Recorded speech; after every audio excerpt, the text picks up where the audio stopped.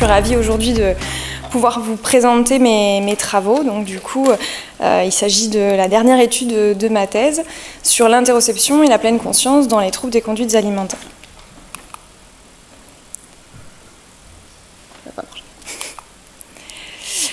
Donc l'interoception, qu'est-ce que c'est ? C'est un processus par lequel le système nerveux va détecter, interpréter et intégrer les signaux en provenance de notre corps. Donc ça peut être tout ce qui est en lien avec la température, les sensations de faim, de satiété, mais également le rythme cardiaque.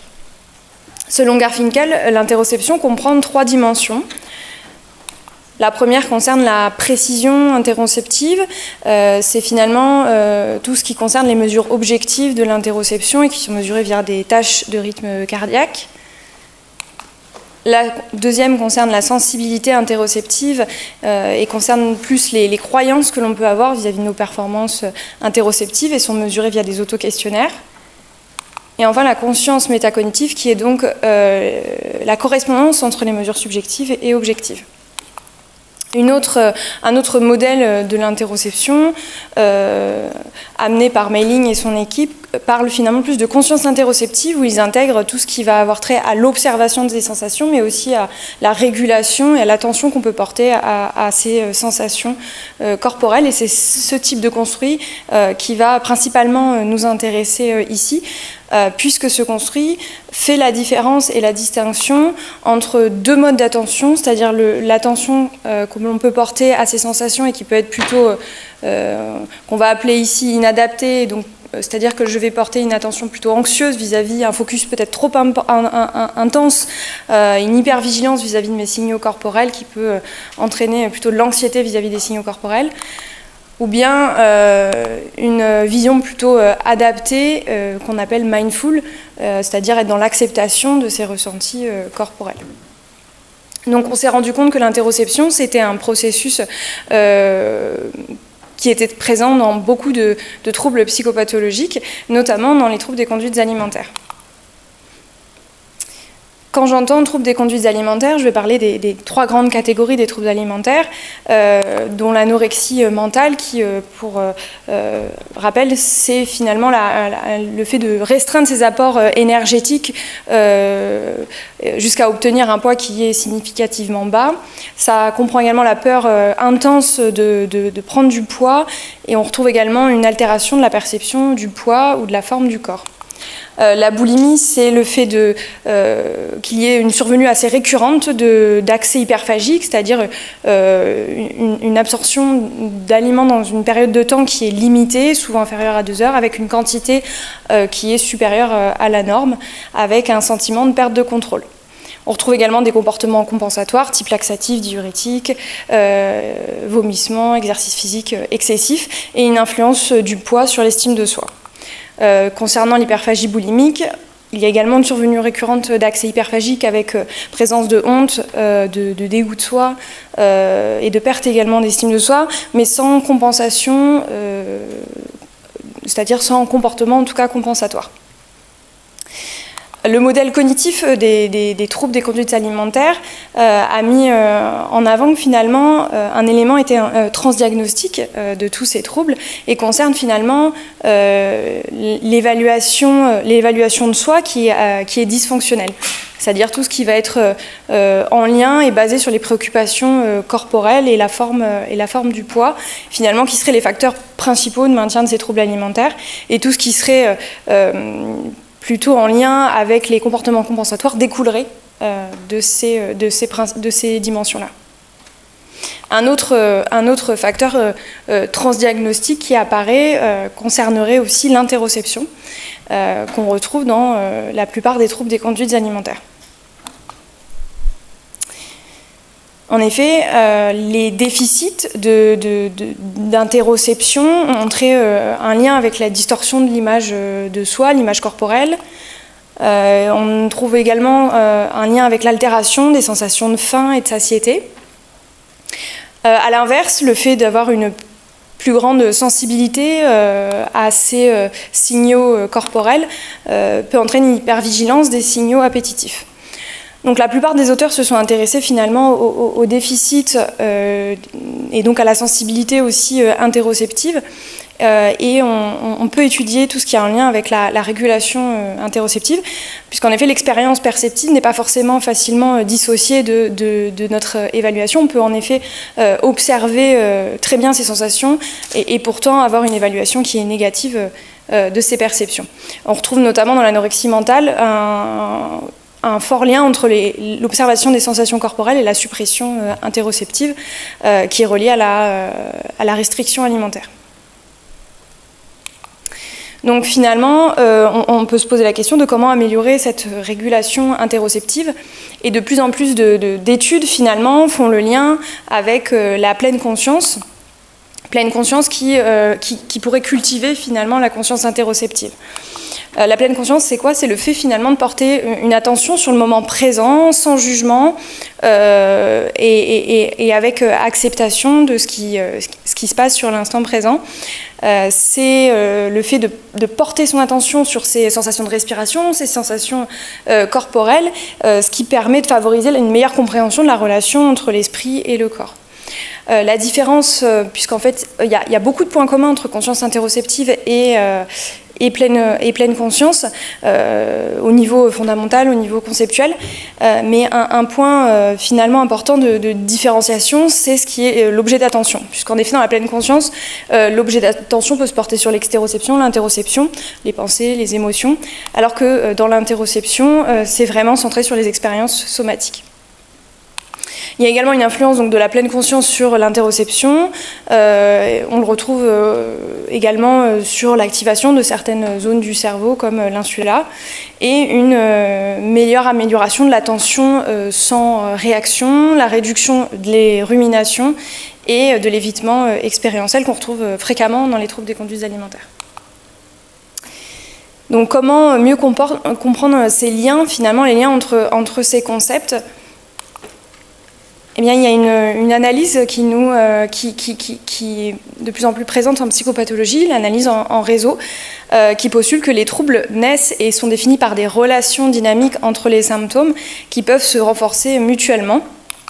Donc on part un petit peu, on se décale un petit peu de la vision plus basique où le trouble serait la manifestation d'une cause commune sous-jacente, pour aller plutôt vers un regard un peu plus dynamique où le symptôme est un élément d'un système plus dynamique.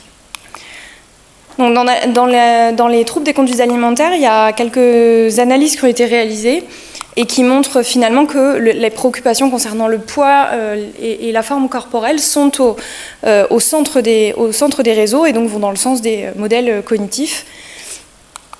Concernant l'interoception et les troubles des conduites alimentaires, c'est plus la confiance corporelle qui ressort et qui est reliée à la restriction, aux préoccupations donc, alimentaires et corporelles et aux symptômes d'accès hyperphagique et des symptômes compensatoires.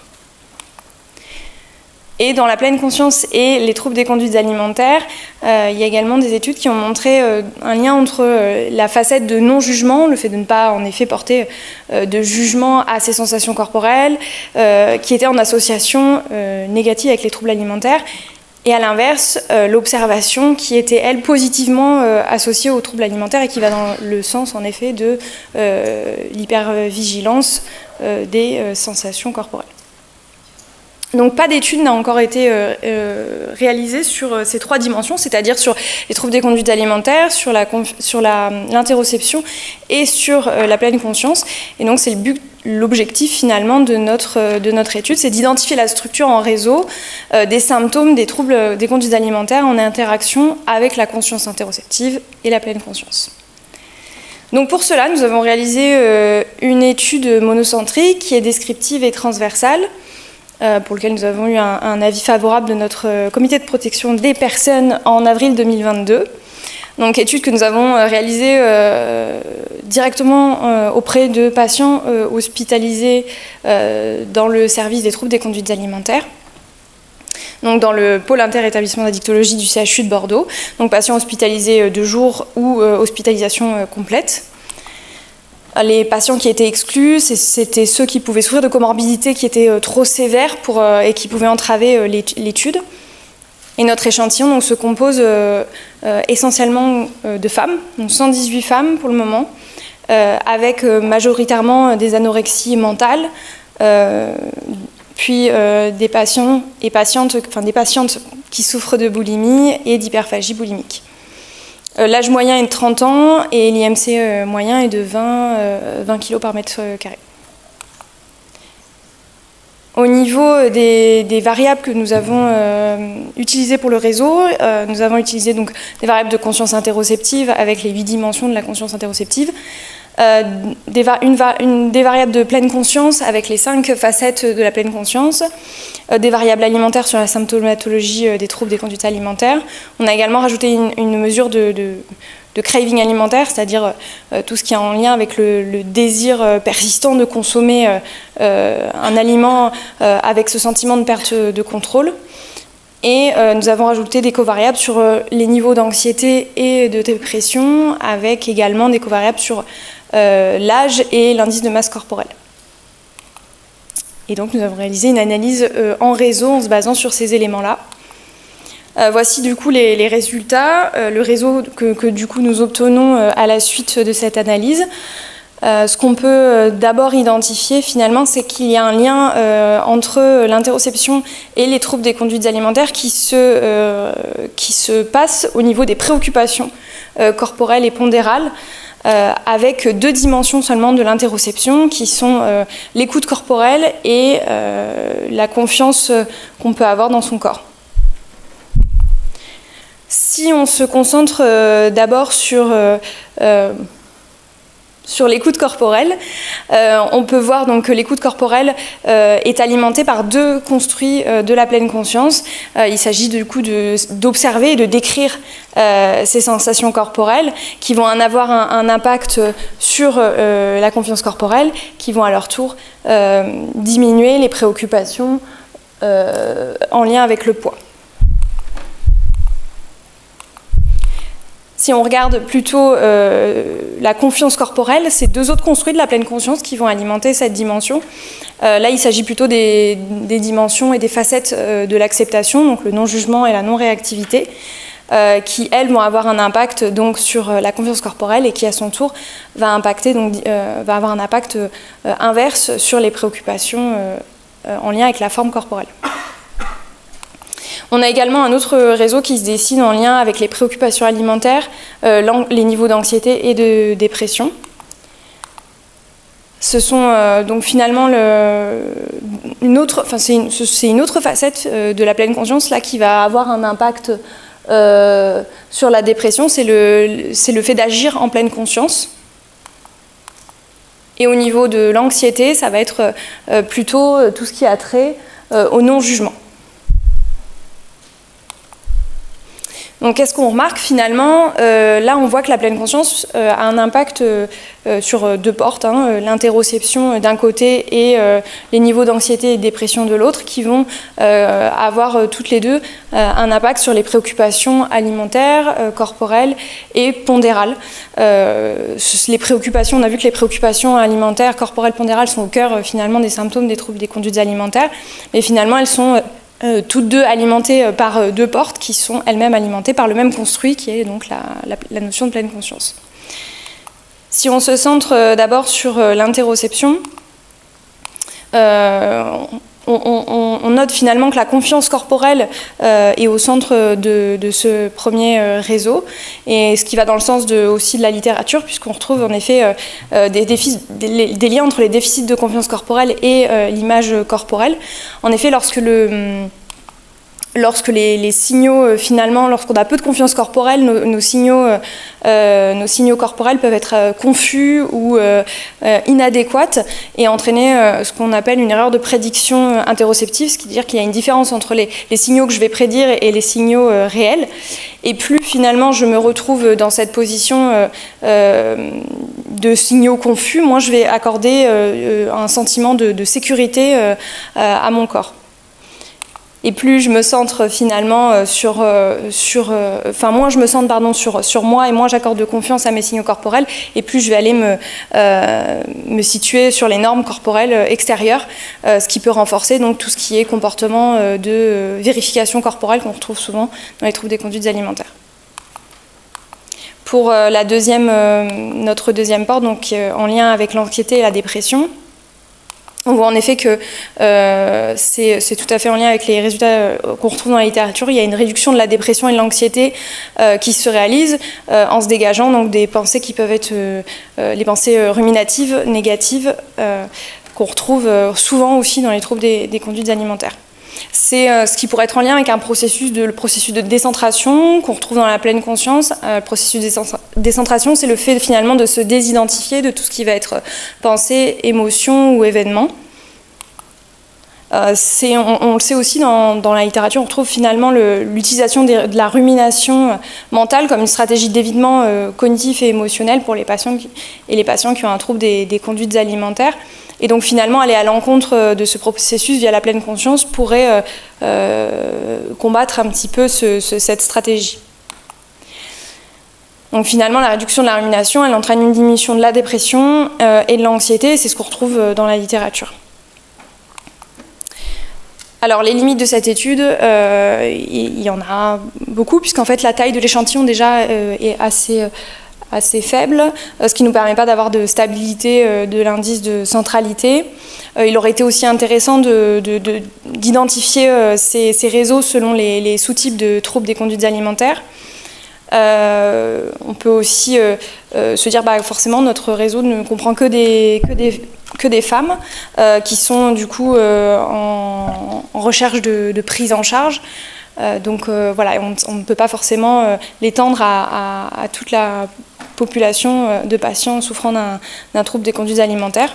Et puis c'est un réseau qui est transversal, donc on ne peut pas en effet faire d'hypothèse de directionnalité. En tout cas, pour les perspectives, on voit en effet que, et c'est dans le sens aussi de la littérature, que la pleine conscience peut avoir un effet sur l'interoception et sur les ruminations, l'anxiété et la dépression, via justement l'amélioration en tout cas de la régulation interoceptive et via la diminution, ou en tout cas la diminution des ruminations en lien avec le poids et la forme pondérale. Donc, ce qui serait intéressant, ce serait de pouvoir mettre en place des programmes de pleine conscience plus centrés sur certaines pratiques pour justement aider à identifier le corps comme une ressource et non une menace et développer un nouveau schéma de soins et un sentiment plus de sécurité avec son corps. Cela pourrait se faire via des pratiques plus présentes dans la pleine conscience, comme l'open monitoring, qui est l'observation sans jugement ni action des sensations corporelles, par exemple l'observation des sensations après un repas ou les observations de sensations au cours de la journée. On peut retrouver aussi des techniques comme l'attention focalisée, c'est-à-dire le body scan, qui est une technique qui permet de développer justement l'observation sans réaction de ces sensations. On note aussi l'importance d'associer cela avec les thérapies cognitives et comportementales, qui consistent à cibler les cognitions qui sont liées au corps et au poids et qui, on le voit, sont centrales dans ce trouble via des stratégies cognitives et comportementales. Bon. Voilà, merci pour votre attention.